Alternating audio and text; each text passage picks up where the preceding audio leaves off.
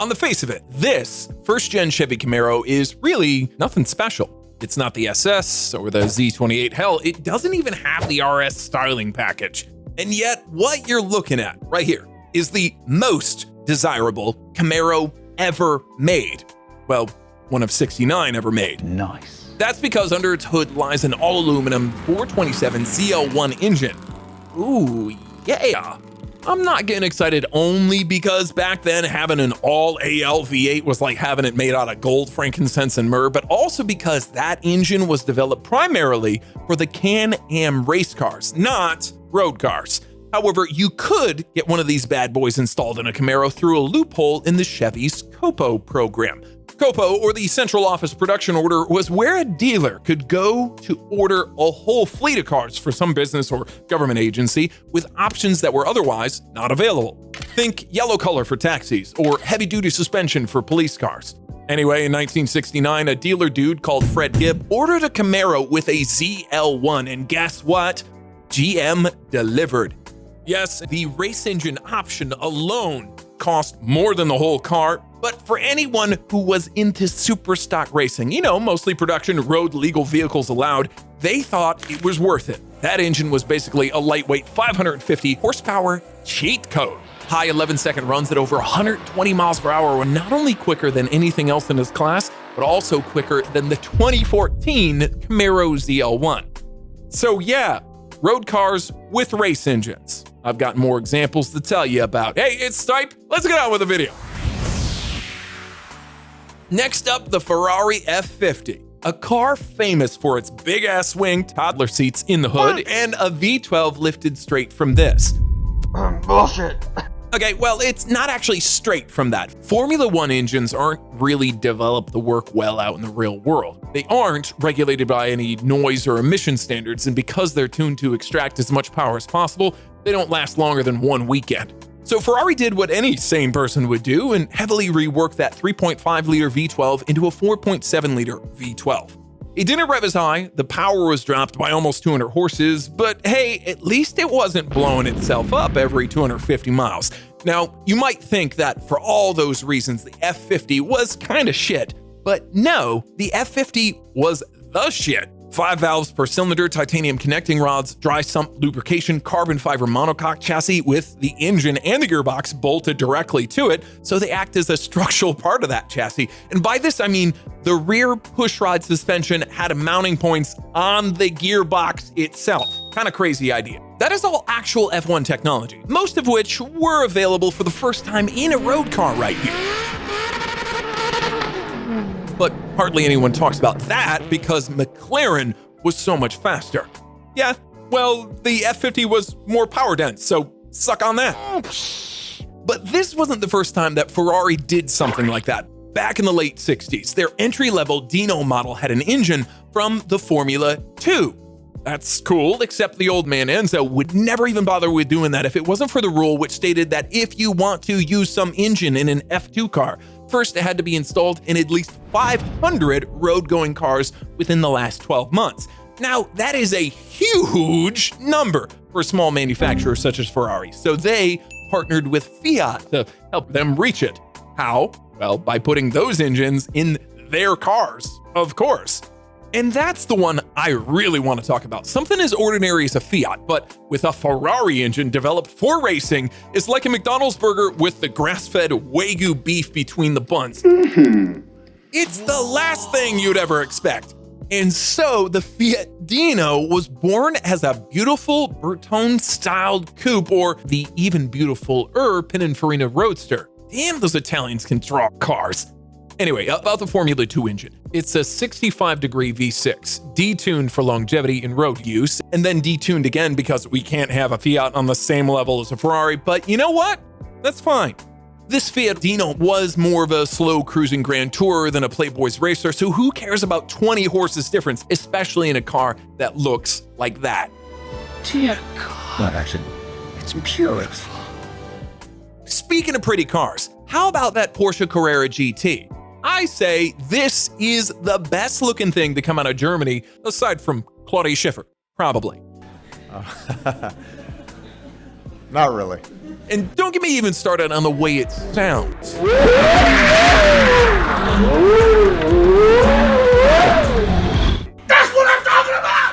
angry, gritty, wailing noise is a war cry of its 5.7-liter V10, which was adapted from the canceled LMP1 endurance racer if you know your cars. You know how it is, cars get too fast, they start flying through the air, so the FIA imposes some kind of new rules to calm the kids down.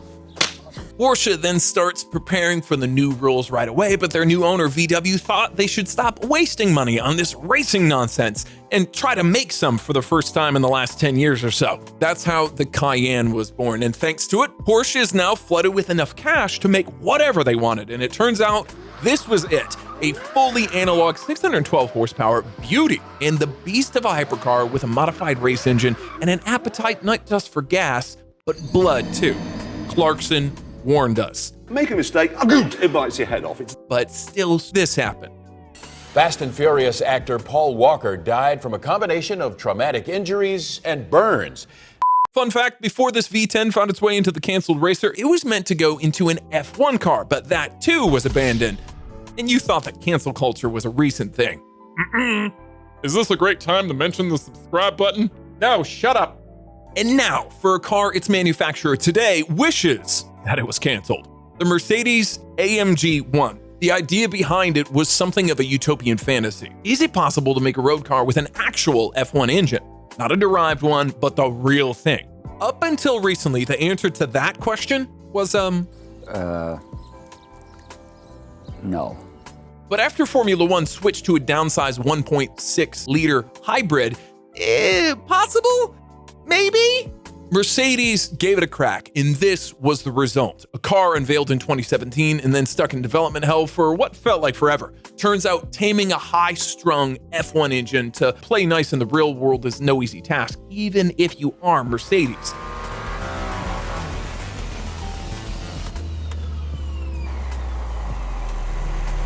So the powertrain just stopped, the engine stopped, and it then just restarted itself. Then you have to follow this special procedure for turning it on and off, or else the engine will be bricked. The engine which, by the way, needs to be rebuilt every 30,000 miles. That is, if it doesn't burn your whole car beforehand.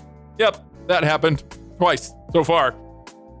I mean, look, out on the track, AMG 1 is the fastest road car ever, and that's a huge accomplishment. But for regular road use, it's just too much of a hassle. No wonder Mercedes said that they'll never do a car like that again. Okay, here's an interesting one. Did you know that this Ford F-150 and this IMSA race car share the same engine? It's true. They're both powered by the same-ish 3.5-liter EcoBoost V8, and that's not by accident. Ford really wanted to get back into the big league racing and shit on Ferrari once more, you know, like they did in 1966, but without the Italians ever realizing what's coming for them. So it was decided to bring back the Ford GT. Oh, but this time with that EcoBoost V6 because it's lighter than a V8 and lighter cars are faster. But how do you turn an F-150 engine into a racing one without Ferrari noticing that something's up? Well, you give it and a big check to Chip Ganassi's racing team, so they do it for you. And so the truck engine got recast out of aluminum, got bigger turbos, better cooling, forged internals, something called gallery-cooled pistons, and hours of proper racing use that ironed out every issue. 3 years later, it was plopped into the Ford GT chassis, and this was the result. Naturally, as part of the category rules, Ford also made a civilized road version of it, and the world went nuts for it. Allegedly, the demand was 7 times bigger than what they planned to produce. And I totally get why. It's a proper race-bred supercar, except with more power than the racer. How awesome is that? Anyway, before I reveal the final car with the race engine, here are some honorable mentions. Let me know down in the comments if you can guess them. And at number 1,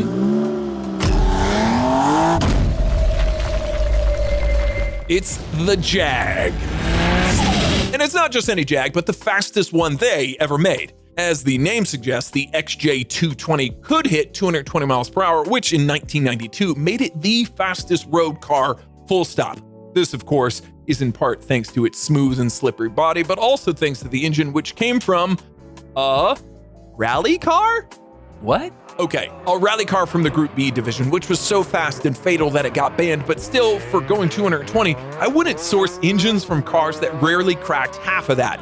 I'd sooner go to Group C endurance racers, like Jaguar's own Le Mans winning XJR9. And initially, Jaguar did too. The concept XJ220 had a race car's V12, albeit detuned 500 horses. It also had scissor doors and all-wheel drive, and 1,500 millionaires putting their name down for the pre-orders. But then the global financial crisis shat the bed and ruined it all.